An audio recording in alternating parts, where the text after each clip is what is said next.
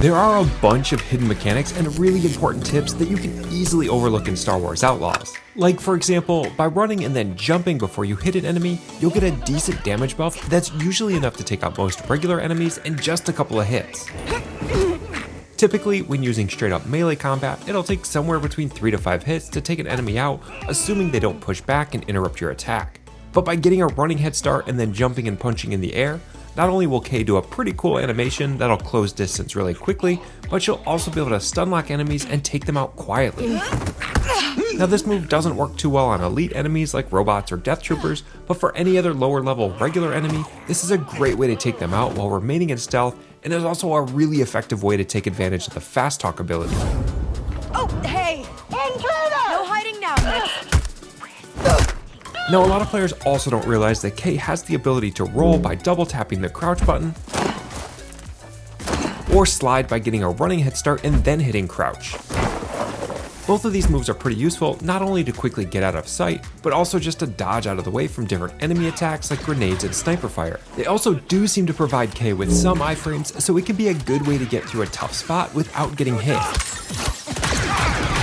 And when timed right, they can also help you avoid taking some fall damage from medium heights. When Kay jumps or falls off a high enough ledge, she'll take some amount of fall damage. But by sliding or rolling off a cliff, you can completely avoid taking damage. Now the range on this is pretty limited, so if you go testing it from high heights, it probably won't end well. But from a moderate height, it seems really effective and is also just really cool to pull off. And like most players, half the time I can't tell if my speeder is trying to help me or kill me. But if you do have a really high height that you need to get down from, you won't take any fall damage if you jump off of it using your speeder. The hipfire is also another useful tool for combat because it allows you to very quickly get a shot off on an unsuspecting enemy. By pressing R2, Kay will unholster her weapon Wild West style and get a really quick shot off that will catch an enemy completely off guard and is usually enough to take them out in just one shot. And through some later game abilities like Shoot First, which gives you a damage buff when hip firing, it can be even more powerful. But hip fire isn't always the most accurate. In fact, for me, it was about 50-50 on whether or not I would actually hit my target, and if you miss, you've completely given up the element of surprise.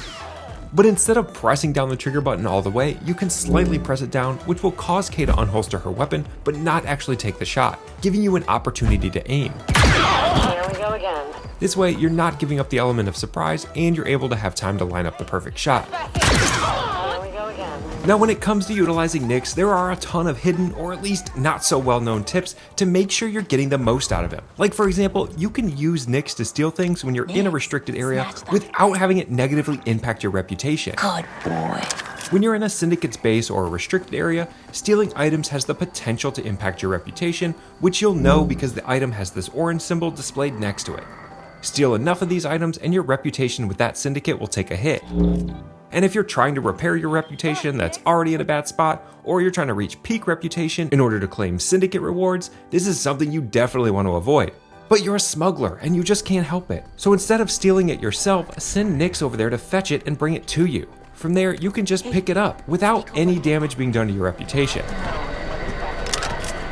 Watch it! Now, I've experimented with this a ton and have never seen it negatively impact my reputation, so it's a great way to steal all the things while still remaining in a syndicate's good graces. And if it makes you feel any better, you can just turn around and sell those things back to the syndicate's merchant, so it's basically like you're not even stealing it at all. Another useful tip when using Nix, you probably already know by now that you can use Nix to send out a pulse which will show you any enemies that are nearby or anything else within range that you can interact with. Got something, bud? But the range on this pulse is pretty limited, especially in the early part of the game before you've had a chance to upgrade this skill. Got something, bud? So I found that it's actually better to press and hold down L1 to go into Nix mode and survey the area that way. This will significantly increase the overall range and will help give you a better picture of the things that are in the area that you can interact with. Nice. And a lot of players don't realize that Nix has the ability to perform a quick action by simply pressing L1 instead of holding it down. All right, Nix. Pressing and holding L1 is useful if you have time to survey the land, but when you're in the middle of a firefight, you really don't have the ability to sit back and explore your options. So instead, you can just press L1 when you're aimed at something with the Nix icon, Nix, attack. and that'll send Nix out to do whatever the default action is for that item. In a firefight, when facing an enemy, it's usually an attack, which is super useful because it completely blinds the enemy. Or when pointed at canisters, he'll automatically trigger them to explode. And throughout the game, Nix will sometimes lead you down paths unknown that ultimately leads to a treasure. What's up, Nix? Something near those Kashiros? These treasures can be taken back to the Nix Treasure Trader merchant on Toshara and traded in for some pretty cool Nix gear. There are 15 of these treasures total, and while they are purely cosmetic and don't provide you with any buffs, they do look pretty cool, and there is a trophy for collecting them all, the Got You Something trophy. So it's definitely something you'll want to keep an eye out for, especially if you're looking to get the Platinum trophy or 100% the game. I'm still trying to find all of these myself, but if you are interested in collecting them all and want to know where they are, PowerPYX has a guide which I'll link in the description below. Good eye. Now let's talk about using Bacta, because understanding how Bacta vials work and timing your heals just right is critical to staying alive, especially in the late game and on harder difficulties. When you use a Bacta vial, it'll gradually start to refill your health meter. A single Bacta vial has the ability to refill your health bar all the way, but again, it does so gradually. And if you take a hit or take damage while your health is refilling, it'll stop the heal. So if you time it wrong, you can completely waste a Bacta vial by getting hit shortly after using it. Which is why using a Bacta vial while you're in the middle of a firefight is actually the worst time to use it. This system, like many others in the game, are designed to reward stealth, so it's best to time your heals when you're in stealth or behind a barrier when you can't take a hit.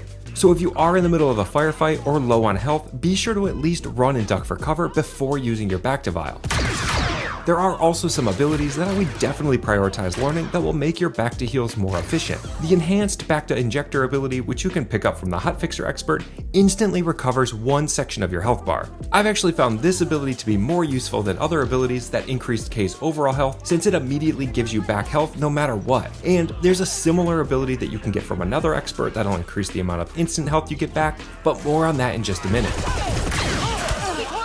The Vandor Survivalist Gear Loadout Set is another good option if you're looking to maximize health. This is a superior set, so if you collect all 3 pieces, you'll get a set bonus, which will gradually refill your health without even having to use a Bacta vial. But in particular, the Vandor Survivalist Jacket comes with the skill that taking damage no longer interrupts your health regeneration. This is a vest that you can purchase pretty early on once you have access to Kajimi City.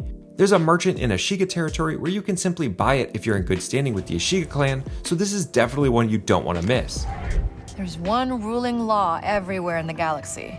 The bigger guy pushes the little guy around. Now, if you do need a quick way to get your reputation up, completing syndicate contracts is one of the best ways to do it. And there's a really easy way to see all available contracts without having to go planet by planet or broker to broker. From your ship, you can access this terminal, which will show you all available contracts, both from the planet you're on as well as other planets. This is definitely the easiest, most convenient way to sign up for contracts, and the game never really makes it known that this is here, so you'll want to be sure to check it out. And when navigating and using your map to get around, instead of using your map and having to zoom in and out to find your location, it is much easier to press L2 to go into navigation mode. I can't emphasize enough just how much more useful this is. From the navigation mode, you can very quickly and easily see your list of vendors, track your missions, find your contracts, and see all available fast travel spots. This is absolutely my go-to option for getting around. Now, this next part is a minor spoiler having to do with experts in the game, so if you want to remain completely and totally surprised and don't want to know anything, consider yourself sufficiently warned. But there is a hidden expert that you can find which will fill in the center shape in the list of experts, and this one is actually not part of the main story at all and is completely missable if you don't know where to look. Now, to gain access to the hidden expert, you'll need to find some of these small yellow containers that are floating around in space, which will kick off a side quest. The exact number of containers that you need to find in order to trigger the quest seems to be pretty inconsistent. Some players are able to trigger it after finding just 2 containers, but it took me about 4. But once you find enough of them, you'll be able to decode the transmission, which will lead you to our expert, an old battle droid that's been stranded since the Clone Wars and has no idea that they're over. When you meet up with our expert, the veteran, he'll send you on another little side quest to finish his mission, which is a fun little piece of nostalgia if you're a fan of the Clone Wars or the prequels. General Grievous sent me to pass on his commendations, personally. And after that, he'll become our expert. The veteran's abilities are definitely useful heading into the endgame. You'll get Improvise, which increases K's max health, and after you learn that, you can learn Adapt, which once again increases the amount of health you're able to immediately get back from a Bacta vial. And Nix Commando is also a really useful ability to learn, where Nix can attack more than one enemy. Now, the space mission to collect the containers certainly wasn't my favorite, Something is jamming the signal. but in the end, it's definitely worth playing through to get access to this expert and these abilities. I am not broken. And those are my top hidden tips and secret mechanics for Star Wars Outlaws. If you have any other tips, definitely be sure to let me know in the comments. Thanks everyone for watching, and I'll see you on the next one. Clone Wars? Are you saying he's been out here for 25 years?